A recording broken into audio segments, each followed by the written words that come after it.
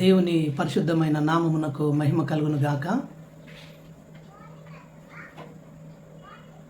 పరిశుద్ధమైన, ఘనమైన, అతి శ్రేష్టమైన యేసు క్రీస్తు నామములో మా యూట్యూబ్ సబ్స్క్రైబర్స్కి అందరికీ నా హృదయపూర్వక వందనాలు చెల్లిస్తూ ఉన్నాను. నేటి దినాన మన వాక్య అంశ భాగం ఏంటనగా యేసును అనుసరించడం, యేసు క్రీస్తుకు అనుచరుడిగా మారడం అనే విషయాలను మీతో పంచుకోవటానికి దేవుడిచ్చిన కృపను బట్టి దేవునికి వందనాలు చెల్లిస్తూ ఉన్నాను. లూకాసు వార్త 5వ అధ్యాయము 1 నుండి 12 వచనాల వరకు ఒక 3 భాగాలుగా నేను ఇక్కడ డివైడ్ చేశాను. ఒక వాక్య భాగము వాక్యాన్ని వినడానికి ఆతృత పడుతున్నటువంటి శిష్యులు 1వ వచనం నుండి 3వ వచనం వరకు, రెండవదిగా విధేయతకు దక్కిన ప్రతిఫలం 4వ వచనం నుండి 7వ వచనం వరకు, సీమోను స్పందనకు అద్భుతం అది. 3వ వాక్య భాగము పశ్చాత్తాపం మరియు సమర్పణ 8వ వచనం నుండి 11వ వచనం వరకు.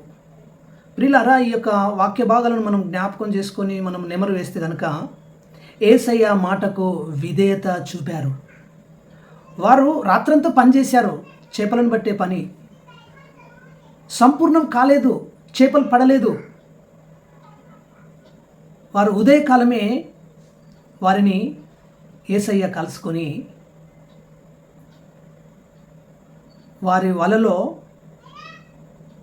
ఏ చేపలు పడలేదు కనుక ఆయన వారి దోణిలోనికి, ఎవరి దోణె?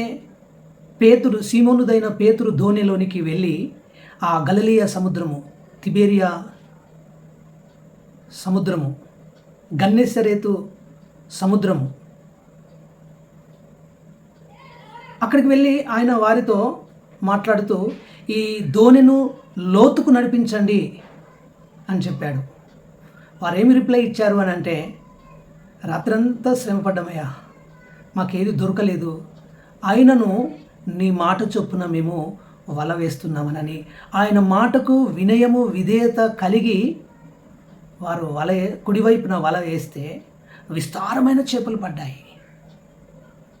అందుకే నేను జ్ఞాపకం చేస్తున్నా, యేసయ్య మాటలు వింటే దీవెన, యేసయ్య మాటలు వింటే ఆశీర్వాదము, యేసయ్య మాటల చొప్పున నడుచుకుంటే యేసయ్యకు అనుచరుడుగా మారిపోతావు. దేవునికి స్తోత్రం కలుగును గాక.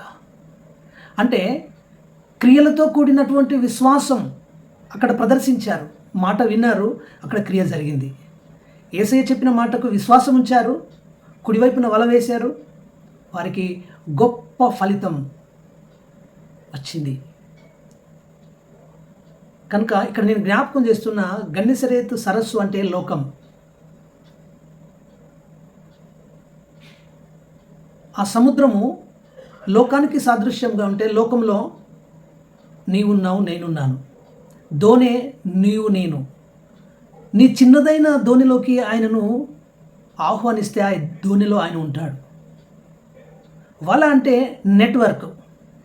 నీ నెట్వర్క్ దేవుని యొక్క బిడ్డగా, యేసు క్రీస్తుకు అనుచరుడిగా నీవు ఇతరులకు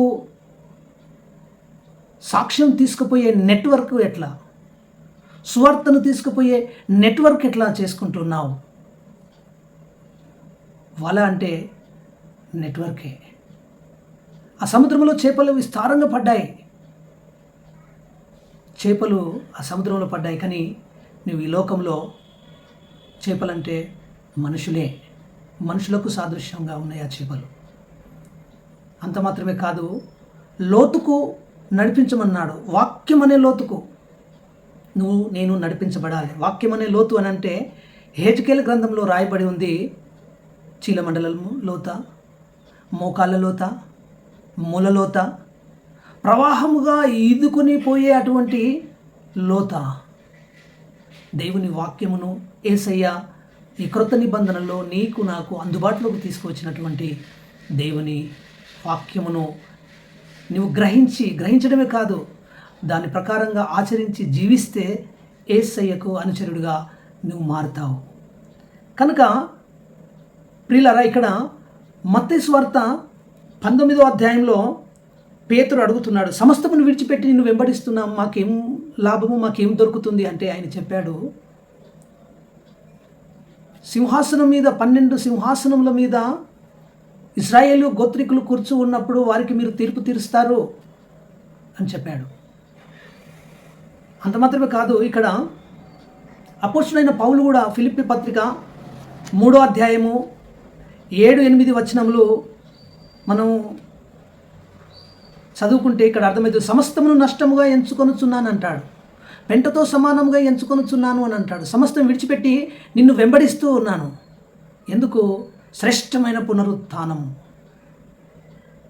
పొందగోరి.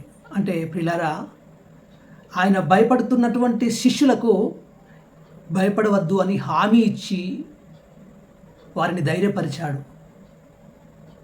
కనుక ముగింపు ఏ విధంగా ఉంది అని అంటే, ఆ శిష్యులు సీమోను, యాకోబు, యోహాను తమ వలలు విడిచి వదిలి ఆయనను వెంబడించారట. దేవునికి స్తోత్రం కలుగును గాక. అందుకే తండ్రినైనను తల్లినైనను నాకంటే ఎక్కువగా మీరు ప్రేమిస్తే నా రాజ్యానికి పాత్రులు కారు అన్నాడు.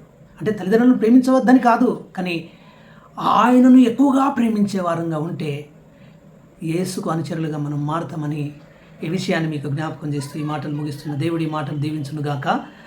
ఆమేన్. దేవుడు మనల్ని అందరినీ దీవించునుగాక.